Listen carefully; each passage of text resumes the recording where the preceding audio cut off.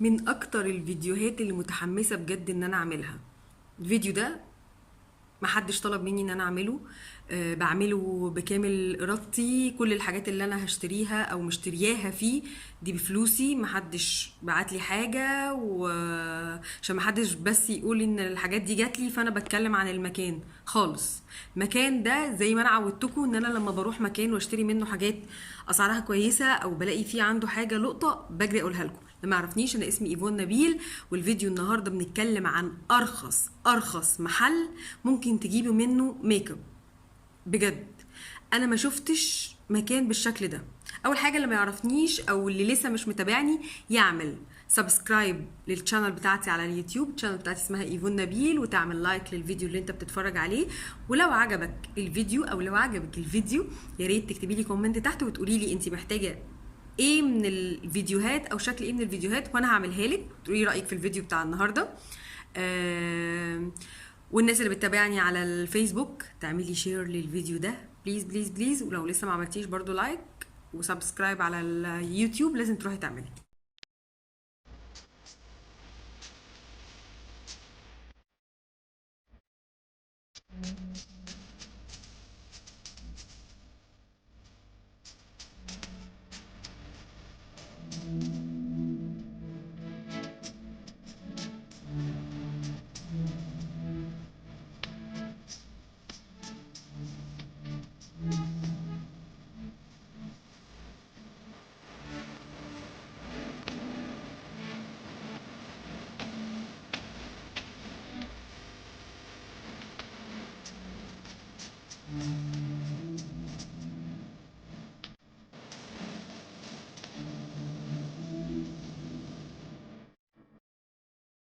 النهارده هنتكلم عن محل.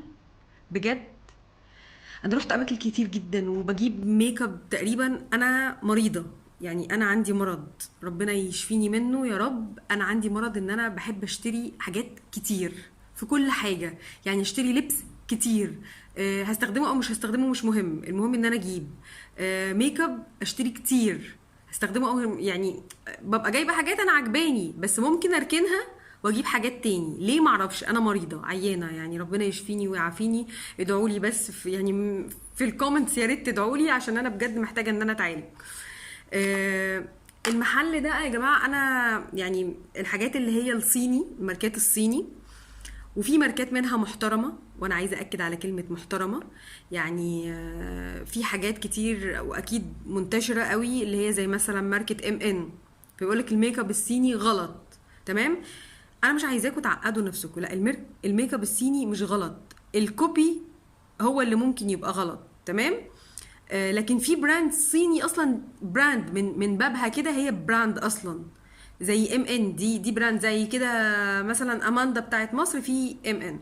خش في الموضوع بقى. النهارده هتكلم عن، انا رحت اماكن كتير اشتريت منها ميك اب صيني كتير، منهم النزهه اللي هو مكان اصلا بيستورد الميك اب، وبشتري منه حاجات كتير. وكنت متخيله ان ده ارخص مكان اجيب منه ميك اب صيني او حاجات مش اوريجينال يعني. ولو عجبني حاجه كوبي كنت بجيبها، ما عنديش مشكله خالص. يعني في بعض الحاجات، يعني ساعات بجيب اي شادو كوبي ما عنديش مشكله.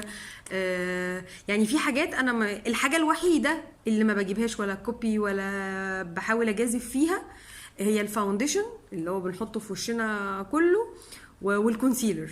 تمام. النهارده بقى رحت اكتشفت محل اكتشاف.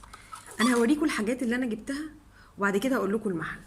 بصوا يا جماعه، بتاع دي انا شفتها كده، الباليت دي انا شفتها. معلش عشان انا ماسكه. اولا الباليت تحفه، البيجمنت بتاعها فظيع. بصوا هعمل لكم سواتش كده. ده انا كده لمستها. تمام. انا حاطه منها اللون اللي هو في كسرة. يعني انتوا عارفين ان انا الفتره دي عامله ايه، ميك اب النو ميك اب، اللي انا بحط حاجات بس ما يبانش ان انا حاطه حاجه. خدت بالفرشه، عملت الفرشه كده في الباليت. بجد انا ما عملتش كده، انا عملت كده ورايح جاي عملت لي لون تحفه. تمام. اللي هو اللون ده البصلي ده، مدي على بصلي. معرفش هو مش مدي على بصلي ليه في الكاميرا، بس هو المفروض بصلي فاتح قوي، جميل قوي قوي قوي. البالت دي انا شفتها ب 75 جنيه. انا لقيتها عند المحل ده يا جماعه ب 42 جنيه ونص، معرفش ايه 42 ونص دي، بس انا لقيتها عندهم ب 42 ونص. تمام. كنت محتاجه فرشه كبيره، رحت جبت الفرشه دي، كنت شايفاها في النزهه ب 35 جنيه، اللي هي المفروض ان المكان ده اللي بيستورد الميك اب والحاجات يعني. لقيتها عندهم تقريبا كانت ب 35 جنيه الفرشه دي، انا شفتها جايباها من المحل ده ب 20 جنيه. بصوا شكلها، الكواليتي بتاعتها حلوه جدا، الشعر بتاعها ناعم ناعم ناعم، جميله يعني. دي تنفع بقى ايه، باودر تطيري بيها، باودر تحطي بيها بلاشر. انا الفرش بستخدمها استخدامات متعدده، كنت محتاجه فرشه كبيره كده. تمام. ده بلاشر. تمام. انا كل الحاجات الباودرز يا جماعه انا ما بيفرقش معايا هي كوبي ولا اصلي. في ناس كتير بتطلع تقول يا جماعه ما تستخدموش الميك اب الكوبي ومش عارفه ايه. انا بالنسبه لي انا بستخدم حاجات كوبي، يعني دي المفروض ان هي ايسنس. تمام. طبعا انا متاكده ان هي مش ايسنس اصلا، بس عجبتني جدا. بلاشر باودر اصلا مش هتضرني في حاجه الباودر. اوكي. انا بستخدمها. الدرجه بتاعتها بقى، عارفين الفظاعه، تحفه تحفه تحفه. انا مش عارفه هي مش باينه قوي، بس هي لون برونزاج كده. هي بلاشر انا بستخدمها بقى هنا بقى كده، يعني انا حاطه منها هنا، بتدي درجه فظيعه فظيعه للبشره. البلاشر ده تمام ب 20 جنيه. طيب ايه تاني؟ جبت ايه تاني يا بنت؟ بصوا بقى البتاعه دي، انا بصراحه مش فاكره بكام بالظبط، بس انا استخدمتها يعني. بصوا، مش عايزه احكي لكم على كم الحلاوه والجمال. اولا هي مكتوب عليها بلاشر، طبعا انا مش بستخدمها از بلاشر بس، انا استخدمتها بلاشر واستخدمتها اي شادو. هي من ماركه تقريبا صيني اسمها دايموند بيوتي. تمام. ودي مش كوبي، دي ماركه صيني. تمام، على ما اعتقد يعني. طيب بصوا درجاتها عامله ازاي. انا استخدمت منها الالوان البنيات دي بلاشر، واستخدمته منها على يعني كبديل لاي شادو في حاجات. يعني انا حاطه هتلاقوا بني كده، انا حاطه من البتاعه دي. انا مش راسمه عيني كلها، انا برسم دلوقتي الحته لكسره العين وفوق خط العين، واللي هنا ده لا ما بحطش فيه حاجه يعني. هو يا دوبك بس زي ما قلت لكم كده الميك اب، النو ميك اب مريحني، حاسه ان انا وشي بيتنفس بقاله شويه وانا مبسوطه بالموضوع ده. طيب بصوا بقى، انا المفروض ان انا ما بجيبش كونسيلر خالص غير الحاجات اوريجينال، صح؟ انا لقيت الدرجه دي، وده مش طبيعي ان انا الاقيه اصلا، فانا جبته بصراحه. ده كونسيلر انا هحطه فين بقى؟ انا الالوان الغامقه دي يا جماعه ما بلاقيهاش خالص، قليل جدا لما بلاقيها في الحاجات اللي هي الصيني دي. فانا مجرد ما لقيت ده، ولقيت واحد تاني كمان برضو درجته غامقه كده، مش باينه في الكاميرا بس هي الدرجه بتاعته غامقه جدا. انا بجيبهم بقى بعمل بيهم ايه؟ يا اما اعمل بيهم كونتورنج تمام في الكسرات دي، يا اما ساعات برسم بيهم المناخير، برضو بيدي لون حلو جدا.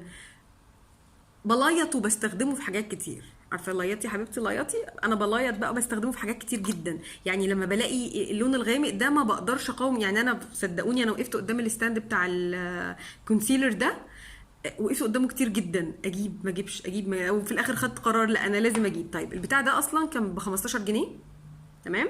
والدرجه بتاعته فظيعه فظيعه فظيعه، يعني دي تقريبا نفس درجه الكونسيلر اللي انتوا سالتوني عليه. ده يا جماعه اسمه ايه بس؟ بريتي وومن. بريتي وومن الدرجه بتاعته 4 للناس اللي درجتهم زي درجتي. ده نفس درجه الكونسيلر اللي انا الناس سالتني قلت لهم ان انا بعمل ميك اب النو ميك اب ده، اللي هو بحط تحت عيني بس كونسيلر او حوالين عيني بس كونسيلر، مش بحط حاجه في باقي وشي. فناس كتير سالتني ايه كونسيلر ده، نفس الدرجه. لان اللي انا كان عندي ده كان ما كانش جاي لي من مصر، وما كانتش ماركه معروفه، يعني كان جاي لي من السعوديه وما كانتش براند معروفه، يعني مش عارفه اقول لكم ايه بصراحه يعني. بس البراند يعني مش مثلا مش ماك، انا عندي درجات ماك بس هتبقى غاليه عليكم جدا، فيعني سعرها غالي. فدي نفس الدرجه اللي انا بحطها هي ودي. ده برضو بريتي وومن بس شكل اخر ب 23 جنيه ونص. تمام. تخيلي انا جايبه كونسيلر ب 23 جنيه ونص، يعني مثلا ماك بيبيعوا ب 600 وب 700 جنيه، ده ب 23 جنيه ونص. ده برضو نفس الدرجة 4 تقريبا، هو يعني انا معرفش جت كده ازاي. بريتي وومن، بس اللي هو السايل مش الستيك. ده ستيك وده سايل، الاتنين لونهم تحفة تحفة تحفة. ممكن استخدمهم في حاجات كتير. ممكن انا عندي فاونديشن وعندي حاجات بتبقى ساعات بجيبها ما بتبقاش مظبوطة على درجتي، بتبقى فاتحة شوية، ممكن احط منهم نقطة اغمق بيهم شوية. طيب بصوا دي بقى، دي انا اتهبلت لما شفتها. تمام، دي عبارة عن ايه؟ دي المفروض ان هي مكتوب عليها كونتورنج كريم. هي اولا مش كريم خالص، هم عندهم اصابهم جزء من الهبل. تمام، هي باودر درجاتها فظيعه. ينفع تستخدمي الدرجه دي، يعني بصوا شايفين الدرجه دي، دي وش، دي وش تنفع للحواجب. تمام، للناس اللي بتدور او سالتني بتعملي ايه باودر حواجب، انا طبعا وش هستخدم الدرجه الغامقه دي للحواجب. شايفين باقي الالوان بقى؟ شايفين اللون الابيض ده برضو تحت حواجبي وش، يعني هيتفتح بيه الحته اللي هي تحت الحواجب دي. الالوان بقى المشمشي والبنيات والحاجات دي طبعا ده بالنسبه لي اي شادو، او لو محتاجاه في كونتور، او محتاجاه في ارسم بيه مناخيري، الحته اللي هي بنصغرها في المناخير كده، وانا عاملاها النهارده بس عاملاها بالباليت دي. تمام، فبجد دي كانت ب 35 جنيه، يعني الباليت دي ب 35 جنيه. متخيلين الالوان دي؟ وان انت هتستخدمي لحواجبك، وهتستخدمي كونتور، وهتستخدمي از بلاشر، وممكن تستخدميه كاي شادو. يعني انا بليط تليطات مختلفه، وجايه معاها الفرشه دي كمان طبعا، اللي هي بيبقى هي مش السفنجه اللي هي بتتقطع، بس انا عموما يعني ما السفنج ده ماليش فيه. تمام، انا بحب يا اما استخدم صباعي، لياطي حبيبتي لياطي، يا اما بستخدم فرش. مش بعرف استخدم السفنج ده قوي، او مش بحبه. تمام، بس انا ممكن اوريكم الافكت بتاعها بالسفنجه يعني. بصوا ده اللي انا بكلمك عليه، ان انت ممكن تستخدميها، او هي مكتوب عليها كونتورنج للمناخير. انا طبعا مش متحكمه قوي، استنى بس ابعد البتاع ده كده. تمام، بس كده. طبعا هنكمل بصبانه، هنلايط بصبانه كده كده كده كده كده. لسه في حته كده ممكن نلايطها عشان نلم الحته دي. اصلا بعمل بالناحيه اللي ما خدتش بيها، ما شاء الله. تمام، ايه رايكم؟ تمام، الوانها حلوه جدا، مش اللون يعني انا خدت الدرجه انهي؟ انا خدت الدرجه، استنى اما اشوف انا خدت الدرجه انهي. خدت الدرجه دي، يتدفى بيها الوش طبعا از بلاشر. لو انتي حطيتي فاونديشن وعايزه تدفي وشك بالدرجه دي او بالدرجه اللي جنبها، تحفه. الالوان المشمش الدرجه دي كمان تدفي الوش تخليه جميل، اللي هي فوق دي. معلش انا ماسكه الموبايل وبشتغل بايدي. الدرجه بتاعت البني دي فظيعه للحواجب. بصوا عامله ازاي، بصوا هتبقى تحفه في الحواجب. فبجد بصوا بقى المحل هذا يا نسيت اهم حاجه. بصوا بقى الكحل ده يا جماعه اسمه بريتي وومن، اوكي، نفس الماركه تقريبا اللي جايبه منها اغلب الحاجات. احلى كحل استخدمته في حياتي بجد. خدوا سكرين شوت يا جماعه وروحوا هاتوا منه، طبعا الكلمه مقلوبه عشان الكاميرا. خدوا سكرين شوت وروحوا اشتروا منه، بجد مش هتندمي. لو لقيتي علبه خديها، هو الواحد منه ب 15 جنيه، ده ب 15 جنيه، انا مش ببالغ. ده احلى كحل استخدمته في حياتي كلها. طبعا عملت لكم جوله مشترياتي تقريبا. يا دي النيله، رموش اردل اللي بتتباع في الصيدليات، جبتها من هناك ب 10 جنيه، نفس الشكل ونفس الماتيريال ونفس كل حاجه ب 10 جنيه.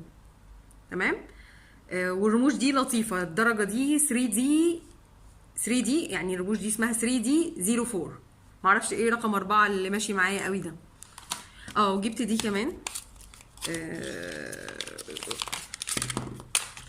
ده يا جماعه هايلايتر، بس انا مش هستخدمه طبعا كهايلايتر، انتوا عارفين فن التليط هيبقى بالعبيط. هتشوفوا تليط كتير قوي المرحله الجايه. فن التليط ده فن مش بسيط، فن التليط هيبقى بالعبيط. بصوا انا ايديا كلها اتليطت اصلا. ثواني بس، انا عايزه اعمل سواتش كده واوريها لكم. فهعملها كده واعمل كده. طبعا ايدي مصابه، شايفين عامله ازاي؟ فظيعه فظيعه فظيعه. دي انا هعمل بيها ايه بقى؟ درجه الهايلايتر دي لما احب يبقى لون بشرتي برونزاج، هاخد نقطتين منها وادمجهم مع الفاونديشن فيديني جلوي كده في وشي ويدي ضي فظيع. طيب البتاعه دي بكام؟ البتاعه دي كانت ب20 جنيه. شايفين حجمها قد ايه؟ والدرجه دي فظيعه فظيعه فظيعه. استنوا ما اقول لكم الدرجه دي كام.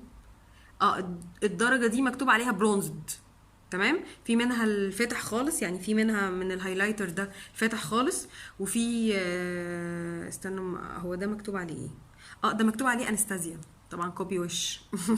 تخيلوا انستازيا ب20، هايلايتر انستازيا ب20 جنيه. يا بلاش، اتفضلي يا مدام، قربي يا مدام خطوه لقدام. حاجه ببلاش كده. طيب المحل ده يا جماعه اسمه تونتون. طبعا كل الكلام جاي لكم بالشقلوب. طب انا هقول لكم المحل ده اسمه تونتون. المحل ده ليه 3 فروع. الفرع اللي انا جبت منه كان في الزيتون في شارع طمنباي قدام مستشفى السلام. في فرع تاني جنب سيتي ستارز 19 شارع كيلاني 19 شارع كيلاني محمد كيلاني بجوار سيتي ستارز. في فرع تالت اسمه في شارع الوحدة العربية بجوار الكنيسة جسر السويس. ده كل اللي هم كاتبينه على العناوين بتاعتهم. بجد اعملي منشن لواحدة صاحبتك وخديها من قفاها. والله العظيم من قفاها، وروحي فورا اشتري انت وهي وبضعي وتقلي جيبك. لان على فكره انت لما بتقعدي تجيبي حاجات يعني حاجات صغيره بس كتير، يعني واحد حاجه ب35 وحاجه ب40 وحاجه مش عارفه يعني انا جبت برضو كذا حاجه تاني هوريها لكم بس عشان الفيديو ما يطولش، لان انا رحت مرتين بصراحه. وفي كل مره اقول هعمل فيديو هعمل فيديو هعمل فيديو. بصوا في حاجه تانية جبت. المفروض ان ده برضو هايلايتر مكتوب عليه ايسنس. طبعا هو ملوش اي علاقه بايسنس، بس المرحله الجايه مرحله تليط بالهايلايتر لان انا عندي هايلايتر كتير قوي. هوريكم بقى بعدين حاجه طبيعيه. بس بصوا عامل ازاي. بصوا البيجمنت بتاعه عامل ازاي. مجرد ما انا عملت صباعي كده بليت صباعي بشت بشت بشت. بصوا كده يا حلاوه. شفتوا بقى. وتكتمل رسمه المناخير. عارفين بنوكيو؟ تمام. طب والله حلو والله حلو. طب استنوا ما نجرب هنا كمان كده.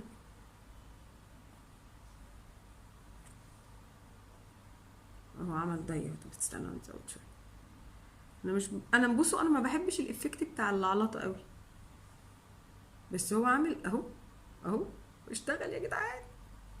حلو قوي قوي قوي. ده مكتوب عليه ايسنس ساتن، الدرجه بتاعته 5، تمام. كان ب20 جنيه برضو. حلو حلو حلو حلو. في هناك هايلايترات كتير بس ده يعني كان ناعم قوي وحلو. حسيت ان الايفكت بتاعه حلو فعلا. هو الايفكت بتاعه حلو وحلو قوي. يبقى يعني لو انت عايزه تحطي بس تنوري منه جامد مش العلاطه دي، خدي منه بالراحه. بس هو حلو قوي قوي قوي ومش اوفر يعني. بصوا حلو قوي. بس يا بنات ده كان الفيديو بتاعي النهارده. يا رب يكون عجبكم المشتريات بتاعتي، وهوريكم انا جبت ايه في باقي الحاجات الباقيه في فيديو تاني. بس انا سعيده سعيده. ادعوا لي يا رب في الكومنتات ان انا اخف. يعني انا ممكن ما ابقاش محتاجه 3/4 الحاجات اللي انا اشتريتها دي اصلا. مريضه عيانه، ربنا يشفيني. اللي ما عملش سبسكرايب دلوقتي يعمل حالا سبسكرايب ويفعل الجرس على اليوتيوب. واللي ما عملش لايك على الفيديو هجيبك، عارفاك وهجيبك والله. اللي بيتفرجوا على الفيسبوك يعملوا شير للفيديو ده ويعملوا منشن لكل اصحابهم البنات. بلاش انانيه، بلاش نفسنا وسواد. دوسي يا سعاد وبلاش نفسنا وسواد. دوسي واعملي منشن لاصحابك. وبجد بجد بجد زي ما انا دعيت للي قالت لي على المكان ده الاختراع ده، ادعوا لي. اللي يروح ويشتري من عندهم حاجه ويشوف كواليتي الحاجات اللي بتتباع وسعر الحاجات اللي بتتباع اللي انا مش مصدقاه لحد دلوقتي لازم يدعي لي. واهم من الدعوه يعمل شير للفيديو ده ويعمل لايك وسبسكرايب على الشانل بتاعتي على اليوتيوب.